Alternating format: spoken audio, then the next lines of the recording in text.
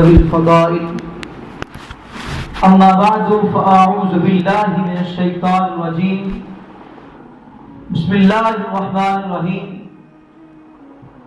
قد نوى تقلب وجهك في السماء آمنت بالله صدق الله العظیم ان اللہ وملائکته يصلون على النبی یا ایها الذین آمنوا صلوا علیہ وسلموا تسلیما الصلاة والسلام علیک یا سیدی یا رسول اللہ وعلى آلک واصحابک یا حبیب اللہ الصلاة والسلام علیک یا سیدی یا نور اللہ وعلى آلک واصحابک یا رحمة للعالمین یا صاحب الجمال و یا سید البشر من وجهك المنير لقد نبر القمر لا يمكن الثناء كما كان حقه بعد الخدا بزرگ توئی قصہ مختصر.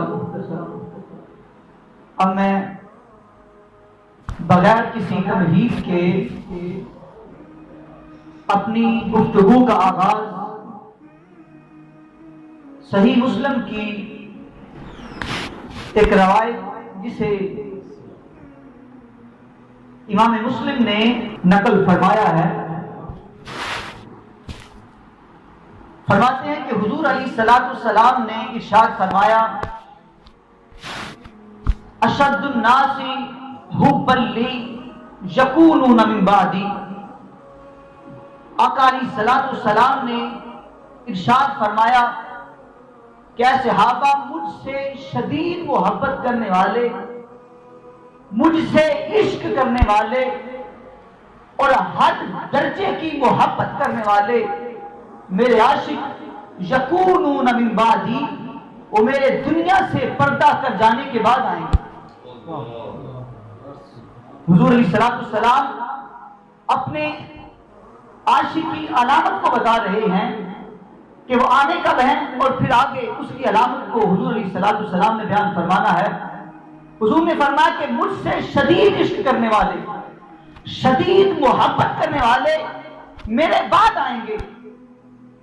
اب ذرا اس بات پہ غور کریے کہ جن لوگوں کو میں نہایت ہی ادب سے یہ بات کروں گا کہ جن لوگوں کا یہ مغالطہ ہے کہ حضور سے محبت بس یہی ہے کہ نماز، روزہ، حج، زکوٰۃ اور احکام شریعت پہ عمل کر لیا جائے، یہی محبت ہے. لیکن یہاں پہ اس حدیث مبارکہ پہ غور کیجئے کہ حضور علیہ السلام نے جب اپنے عاشق کی اور اپنے محب کی علامت کو بیان فرمایا تو کیا فرمایا؟ حضور علیہ السلام اپنے محب کا تذکرہ کر رہے ہیں، فرماتے ہیں اشد الناس حبا لی یکونون من بعدی. صحابہ عرض کرتے ہیں یا رسول اللہ صلی اللہ علیہ وسلم من اشد الناس، کون ہے جو آپ سے شدید محبت کرنے والا ہے؟ تو حضور علیہ السلام نے اپنے عاشق صادق کی علامت کو بیان کرتے ہوئے ارشاد فرمایا یود احدہم لو رآنی بمالہ وآلہ. فرمایا مجھ سے شدید کرنے والے جو ہوں گے ان کی علامت یہ ہے کہ ان میں سے ہر ایک یہ چاہتا ہوگا کاش کوئی مجھ سے میرا مال لے لے، کاش کوئی مجھ سے میرے بچے لے لے، کوئی مجھ سے میرا اہل و عیال لے لے، میرا سب کچھ لے لے، مگر بدلے میں ایک جھلک چہرہ ودہا کی دکھا دے. سبحان اللہ. اب مجھے بتائیے اس حدیث مبارکہ کے اندر کہاں ہے روزہ، کہاں ہے نماز، کہاں ہے اجر، کہاں ہے زکوٰۃ؟ میں عمل کی اہمیت کا انکار نہیں کر رہا، لیکن میں کہتا ہوں کہ عمل اور شے ہے، محبت اور شے ہے. محبت جڑ ہے اور عمل اس پہ لگنے والا پودا ہے. محبت بنیاد ہے اور عمل اس پہ بننے والی عمارت ہے. اور اگر محبت نہ ہو تو عمل کس کام کے؟ لیکن اگر عمل کم بھی ہو لیکن محبت ہو تو رب الجلال کبھی نہ کبھی اس محبت کی جڑ پہ پودا اگا ہی دے گا نا، کبھی نہ کبھی اس محبت کی بنیاد پہ کبھی نہ کبھی عبارت بن تو جائے گی۔ لیکن اگر محبت ہی نہ ہو، فقط یہی ہو کہ حضور سے محبت یہی ہے کہ عمل کیا جائے، لمبی لمبی نمازیں پڑھی جائیں، لمبے لمبے رکوع و سجود کیے جائیں، روزے رکھے جائے، حج کیے جائے، زکاتیں دی جائیں، مگر حضور کی محبت نہ ہو تو وہ حضور کی محبت نہیں ہے، کیونکہ جو مغز ہے تمام اعمال کا وہ حضور کی محبت ہے۔ چاند تارے ہی کیا دیکھتے رہ گئے، ان کو عجز و سما دیکھتے رہ گئے، اور پڑھ کے روح الامین سورہ والضحیٰ چہرہ مصطفیٰ دیکھتے رہ گئے، سبحان اللہ، چہرہ والضحیٰ دیکھتے رہ گئے۔ یہ حضور کی محبت ہے۔ حضور نے علامت کو بیان فرمایا کہ میرا عاشق یہ چاہے گا کوئی مجھ سے میرا سب کچھ لے لے، لیکن بدلے میں ایک جھلک چہرہ والضحیٰ کی دکھا دے۔ اور پھر میں نے جو آیت کریمہ پڑھی ہے، قد نرا تقلب وجہک فی السماء، سورہ بقرہ ہے، اس آیت کے اندر اللہ رب العزت نے تحویل قبلہ کے واقعہ کو بیان فرمایا۔ حالت نماز ہے، اور عین حالت نماز کے اندر محبوب علیہ الصلوۃ والسلام بار بار آسمان کی طرف اپنے چہرے کو اٹھا رہے ہیں، بار بار اپنے چہرے کو اٹھا رہے ہیں، اور دل کے اندر تمنا یہ ہے کہ میری امت کا قبلہ بیت المقدس نہیں بلکہ خانہ کعبہ رب الجلال کا گھر بن جائے۔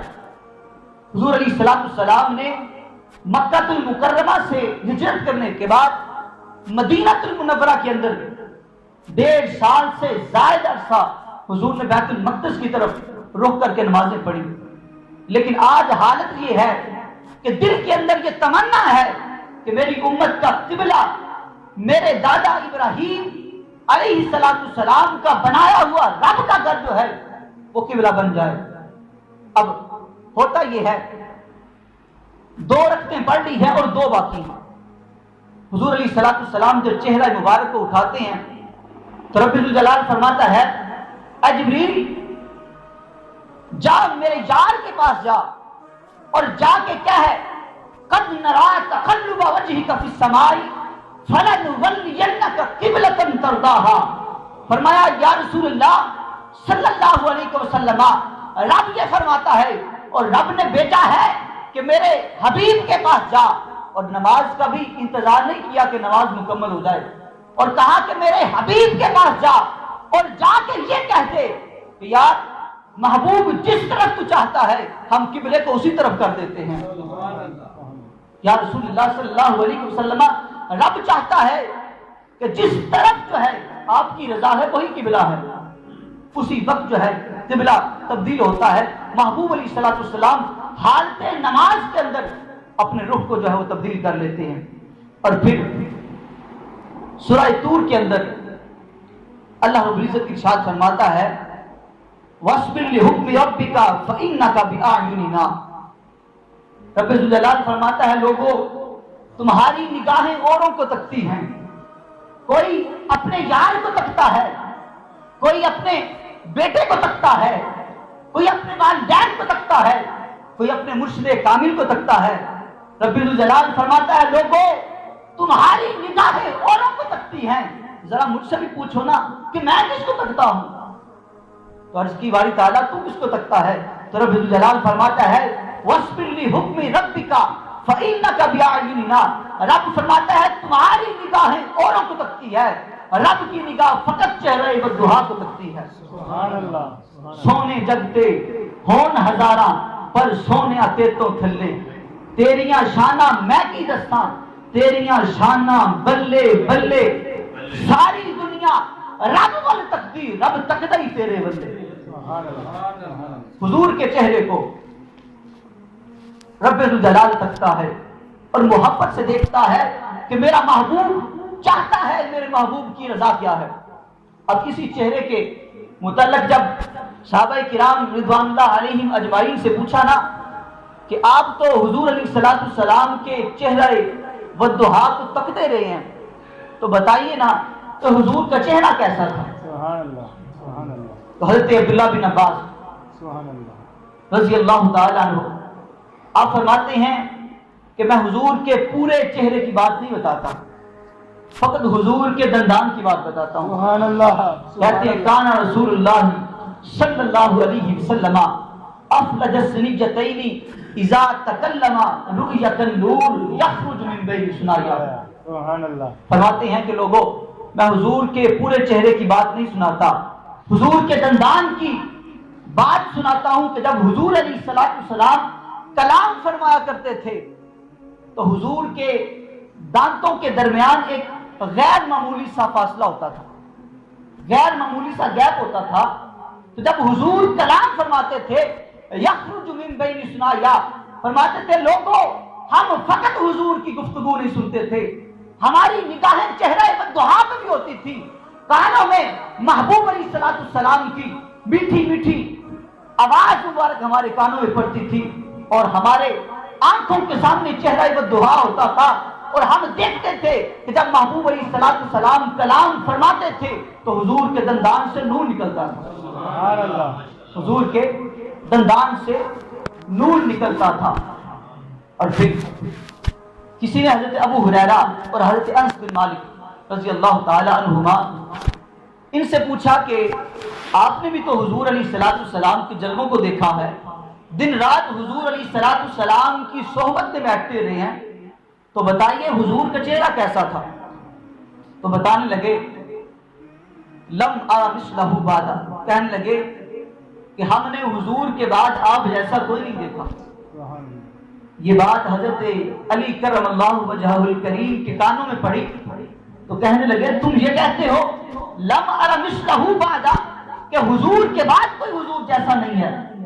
کہا لم ارى قبلہ ولا بعدہ مثلہ، ارے لوگوں حضور سے پہلے بھی کوئی حضور جیسا نہیں تھا اور حضور کے بعد بھی کوئی حضور جیسا نہیں ہے. سبحان اللہ. اور نہ ہی کبھی ہوگا. یا رسول اللہ. یا رسول اللہ. زندہ باد. اور حضرت حسان بن ثابت رضی اللہ تعالیٰ عنہ جب اسی چہرے کی بات کرتے ہیں تو کہتے ہیں واحسن منک لم ترقت عینی واجمل منک لم تلد النساء خلقت مبرئا من كل عیب کأنک قد خلقت کما تشاء. یہ تو حسان بن ثابت ہیں. ہر صحابی کو جب پوچھا جائے نا کہ حضور کا چہرہ کیسا تھا، حضور کیسے تھے، حضور کا حلیہ مبارک کیسا تھا، حضور کا اٹھنا بیٹھنا کیسا تھا، تو یہی کہتے تھے لم یخلق الرحمن مثل محمد وعلمی انہ لا یخلق. کہتے تھے لوگوں حضور جیسا رب الجلال نے کوئی پیدا ہی نہیں کیا، اور ہمارا یقین ہے کہ قیامت تک کوئی پیدا ہوگا بھی نہیں. کہ صحابہ جنہوں نے دیکھا تھا وہ بتا گئے. اور پھر اسی چہرے کی بات جب اعلیٰ حضرت رحمت اللہ تعالی علیہ آپ نے کی نا تو آپ نے حدیثوں کو دیکھا، فرمانے مصطفیٰ کو دیکھا، صحابہ کرام کے تاثرات کو دیکھا، تو اب بیٹھے ہیں سوچ رہے ہیں کہ حضور علیہ السلام کا چہرہ کیسا ہوگا. وہ تصور کے اندر حضور کے چہرے پہ غور کر رہے ہیں کہ حضور کا چہرہ کیسا ہوگا.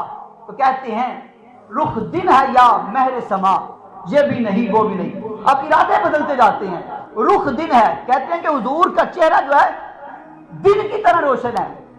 پھر کہتے ہیں کہ مہر سما آسمان کے سورج کی طرح ہے. لیکن پھر کہتے ہیں یہ بھی نہیں وہ بھی نہیں. رخ دن ہے یا مہر سما، یہ بھی نہیں وہ بھی نہیں. شب زلف ہے یا مشک ہینا، یہ بھی نہیں وہ بھی نہیں. کہتے ہیں خورشید تھا اس زور پہ کیا بڑھ کے چمکا تھا قمر، بے پردہ جب یہ رخ ہوا یہ بھی نہیں وہ بھی نہیں. بے پردہ جب یہ رخ ہوا یہ بھی نہیں وہ بھی نہیں. اور ڈر تھا کہ اس یہاں کی سزا اب ہوگی یا روز جزا. ان کی رحمت نے یہ کہا یہ بھی نہیں وہ بھی نہیں، یہ بھی نہیں وہ بھی نہیں. اور یہ نعت پڑھ رہے تھے تو اس کے اندر یہ شعر تھا کہ ان کو چاند جیسا کہیں تو مجرم ہے، کہ ان کی چوکھٹ پر چاند تو خود سوالی ہے.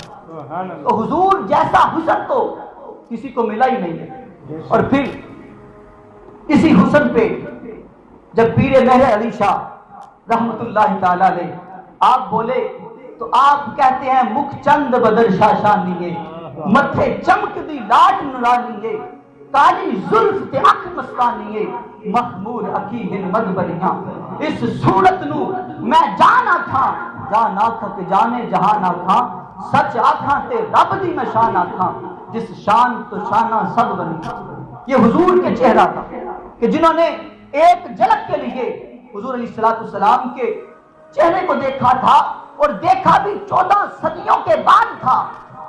وہ جانتے ہیں کہ حضور کو رب ذوالجلال نے کیا حسن دیا تھا۔ آج لوگوں کو حضور کو بشر کہنا تو نظر آتا ہے، قرآن کے اندر بشر تو نظر آتا ہے، لیکن انہیں سراج منیرہ نظر نہیں آتا۔ انہیں بشر تو نظر آتا ہے لیکن انہیں یہ نظر نہیں آتا کہ حضور کی چہرے کی قسمیں رب ذوالجلال نے اٹھائی ہیں۔ انہیں والضحیٰ واللیل اذا سجا یہ نظر نہیں آتا۔ خدا تعالیٰ نے حضور علیہ السلام کی شانوں کو کیا کیا بیان کیا ہے وہ انہیں نظر نہیں آتا، لیکن انہیں نظر آتا ہے کہ محمد الرسول اللہ، اور پھر آگے محمد الرسول اللہ کہنے کے بعد بھی وہ کہتے ہیں کہ بشر مثلنا، کہ حضور ہم جیسے تھے۔ اب میں یہاں پہ حکیم الامت مفتی احمد یار خان نعیمی رحمت اللہ تعالی علیہ آپ کی بات پہ اپنی گفتگو کو سمیٹوں گا۔ فرماتے ہیں کہ ایمان کس چیز کا نام ہے؟ حضور سے محبت کا نام ایمان ہے، اور حضور علیہ السلام کی اوصاف جو خصوصی اوصاف ہیں ان کو ماننے کا نام ایمان ہے۔ کہتے ہیں کہ حضور کو بشر کہنا قرآن میں ہے، لیکن یہی کہنا کہ حضور ہم جیسے بشر تھے اور حضور عاجز تھے، حضور کے پاس اختیارات نہیں تھے یا حضور محتاج تھے، کہنا یہ ایمان نہیں ہے۔ ایمان نام اس چیز کا ہے کہ حضور علیہ السلام کے خصوصی اوصاف کو مانا جائے، اور وہ خصوصی اوصاف یہی تھے کہ رب الجلال نے جتنے کمالات سارے انبیاء کو دیے تھے ان سب کو اکٹھا کر کے اور ان سے بڑھا کے سارے کمالات اور معجزات کو محبوب علیہ السلام کی ذات کے اندر رکھ دیا۔ فرماتے ہیں کہ اس بات کی دلیل کیا ہے کہ حضور علیہ السلام کے اوصاف کو ماننا ایمان ہے؟ تو کہتے ہیں کہ جب بندہ کلمہ پڑھتا ہے تو کلمے کے اندر بندہ پڑھتا ہے لا الہ الا اللہ محمد رسول اللہ، یہ نہیں کہتا لا الہ الا اللہ محمد بشر مثلنا، یہ نہیں کہتا، بلکہ کہتا ہے محمد رسول اللہ۔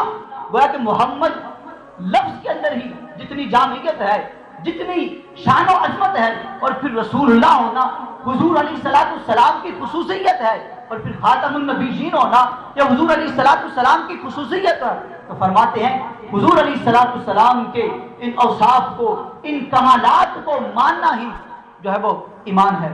اور پھر حضور علیہ السلام کے چہرے کا جو واقعہ حضور علیہ السلام کے صحابہ نے روایت کیا، اور چلتا چلتا قاضی عیاض علیہ رحمہ آپ نے شفا شریف کے اندر لکھا، وہ بہت معروف ہے، کہتے ہیں کہ حضور علیہ السلام سیر کی غرض سے یا کسی کام کی غرض سے باہر نکلے تھے، تو دیکھتے ہیں کہ ایک قافلہ آ رہا ہے جس کے پاس بہت ہی خوبصورت اونٹ ہے، تو وہ قریب آتا ہے تو حضور علیہ السلام ان سے کہتے ہیں کہ کیا یہ اونٹ بیچو گے؟